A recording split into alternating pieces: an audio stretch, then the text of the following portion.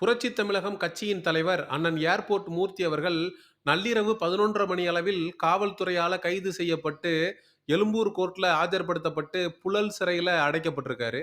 நீதியரசர் ஏர்போர்ட் மூர்த்தி அவர்களுக்கு 15 நாட்கள் நீதிமன்ற காவல்ல வைக்கணும் அப்படின்னு உத்தரவு பிறப்பிச்சிருந்தாரு. அதனைத் தொடர்ந்து நாம் தமிழர் கட்சியினுடைய வழக்கறிஞர்கள் மேல்முறையீட்டுக்கு உயர்நீதிமன்றத்திற்கு செல்வதாக தெரிகிறது. அண்ணன் சீமான் அவர்கள் நாம் தமிழர் கட்சி வழக்கறிஞர்கள் அண்ணன் மூர்த்தி அவர்களுக்கு ஆதரவாக செயல்பட வேண்டும், உறுதுணையாக நின்று அவரை பிணையில வெளியில எடுக்க வேண்டும் அப்படின்னு சொல்லி கட்டளை இட்டதாக தெரிகிறது. இதற்கிடையே தான் ஒரு திடுக்கிடும் தகவல் நமக்கு கிடைத்திருக்கு.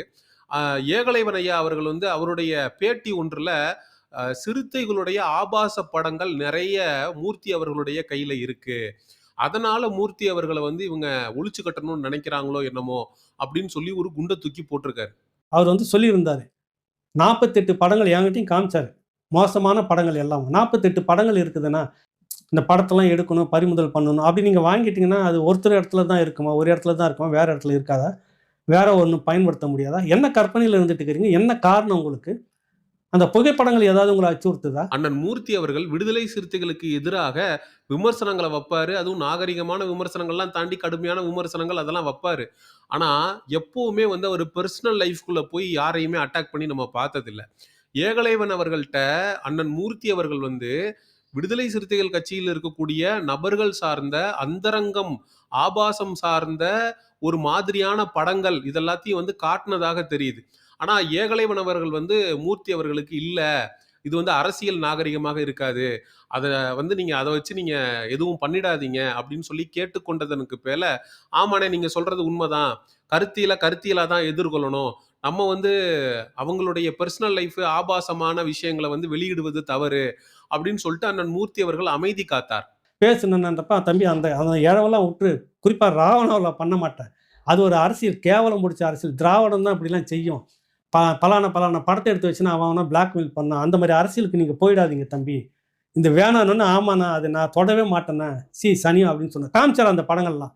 எப்ப அண்ணன் மூர்த்தி அவர்கள் பெர்சனல் லைஃப், குறிப்பாக திருமாவளவன் அவர்களுடைய பெர்சனல் லைஃப பத்தி பேச ஆரம்பிக்கிறாரு அப்படின்னா, இந்த அட்டாக் நடந்ததுக்கு அப்புறம் தான். விடுதலை சிறுத்தை கட்சியினர் கிட்டத்தட்ட ஒரு 5க்கும் மேற்பட்ட நபர்கள் அண்ணன் மூர்த்தி அவர்களை டிஜிபி வளாகத்திற்கு வெளியே வச்சு தாக்குறாங்க. செருப்படுத்தெல்லாம் எரியிறாங்க. அண்ணன் மூர்த்தி அவர்கள் கவுண்டர் அட்டாக் பண்ணப்ப குப்புற விழுந்து தெரிச்சு ஓடின கதையெல்லாம் நம்ம பார்த்தோம். அதை பற்றி நம்ம அதிகம் பேச விரும்பல. சிறுத்தைகளை ஓட விட்டு பொழந்தாரு மூர்த்தி அப்படிங்கிறதுல நமக்கு மாற்று கருத்து இல்லை. அதுக்கப்புறம் அவரை கொடுத்த பேட்டியில பார்த்தீங்கன்னா, திருமாவளவன் அவர்களுடைய பெர்சனல் குறித்து இதுவரைக்கும் நான் பேசினதில்ல. ஆனா திருமாவளவனுக்கு எதிராக கவிதா அப்படிங்கிற பெண் போலீஸ் ஸ்டேஷனா அலைஞ்சு, திருமாவர்கள் என்னோட வாழ்ந்து இப்ப என்னை ஏமாத்திட்டு போயிட்டாரு அப்படின்னு சொல்லி கம்ப்ளைண்ட் கொடுத்துட்டு இருக்காங்களே, அதை பத்தி நான் பேசினேனா அப்படிங்கிறத எடுத்து பேச ஆரம்பிக்கிறாரு. அதுக்கப்புறம் நடுராத்திரி 2 மணிக்கு லுங்கியை கட்டிக்கிட்டு ஆட்டோல இறங்குறாரு அப்படிங்கிறத பேச ஆரம்பிக்கிறாரு. இவர் எப்ப திருமாவளவன் அவர்களுடைய பெர்சனலை பத்தி பேச ஆரம்பிக்கிறாருன்னு பாத்தீங்கன்னா, இந்த தாக்குதலுக்கு அப்புறம் தான்.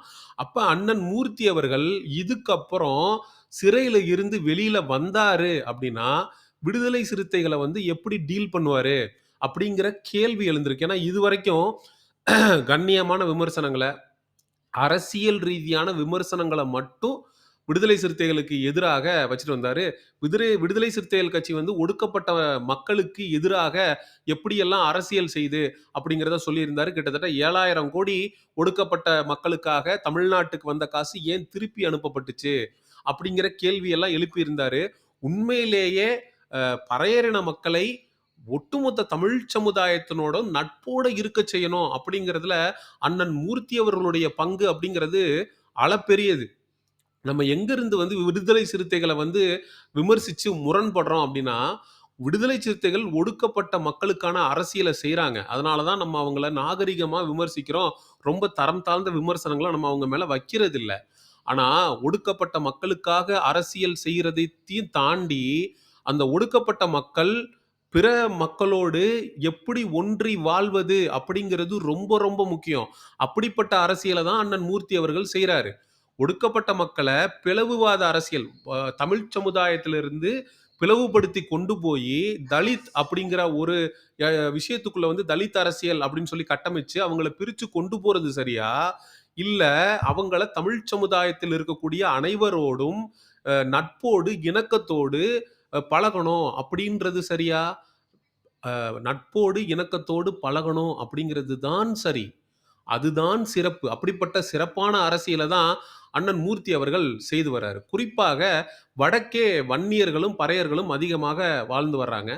அங்க வந்து பார்த்தீங்கன்னா, வன்னியர்களை எதிர்த்து தான் திருமாவளவன் அவர்கள் வந்து தன்னுடைய அரசியல வந்து கட்டமைச்சு வச்சிருக்கிறாரு. ஆனா அண்ணன் மூர்த்தி அவர்கள் வன்னியர்கள் அவர்களுடைய நடந்த அந்த மேடையிலேயே ராமதாஸ் அவர்கள் ஐயா இருக்கக்கூடிய மேடையிலேயே ஏறி அண்ணன் மூர்த்தி அவர்கள் பேசியிருக்காரு. அப்ப வன்னியர்களும், பறையர்களும் ஒற்றுமையாக இருக்கணும். பறையர் சமுதாயத்தில் இருக்கக்கூடிய மக்கள் ஒட்டுமொத்தமாக தமிழ்ச் சமுதாயத்தினோடு நல்ல நட்போடு இருக்கணும் அப்படின்றதுக்காக பாடுபடக்கூடிய மூர்த்தி அவர்கள தான் நம்ம ஆதரிக்கிறோம். எங்க நம்ம விடுதலை சிறுத்தைகள்ட்ட இருந்து முரண்படுறோம், எங்க வந்து மூர்த்தி அவர்கள ஆதரிக்கிறோம் அப்படின்னு பாருங்க. இதே விடுதலை சிறுத்தைகள் கட்சியில் இருக்கக்கூடிய நபர்கள், அவர்களுக்கு வாக்களிக்கக்கூடிய பறையர்களை மற்ற சமுதாயத்தினோட நல்லிணக்கத்தோட, நட்போட பழகுவதற்கு அனுமதிப்பாங்களா? மாறாக பிரிவினையை தூண்டி, பறையர்களை எப்பவுமே தனிமைப்படுத்தி வைத்திருக்கக்கூடிய வேலையைத்தான் விடுதலை சிறுத்தைகள் செய்யும். அதற்கு மாறாக அண்ணன் மூர்த்தி அவர்கள் ஒரு அரசியலை செய்து வருகிறார். அதனால தான் நாம் தமிழர் கட்சி தம்பிகள் தமிழராய் ஒன்றிணைவோம் அப்படிங்கிற அண்ணன் மூர்த்தி அவர்களுடைய கருத்திற்கு வலு சேர்க்கும் விதமாக அண்ணன் மூர்த்தி அவர்களுக்கு ஆதரவாக களமிறங்கி சமூக ஊடகங்கள்ல ரிலீஸ் ஏர்போர்ட் மூர்த்தி அப்படிங்கிற டேக் வந்து ட்ரெண்டிங்ல இருக்கு. அத ட்ரெண்டிங்ல வர வச்சது நாம் தமிழர் கட்சி தம்பிகள். அண்ணன் மூர்த்தி அவர்களுக்கு ஆதரவாக களமிறக்கி இருக்கக்கூடியது வந்து நாம் தமிழர் கட்சி வழக்கறிஞர்கள்.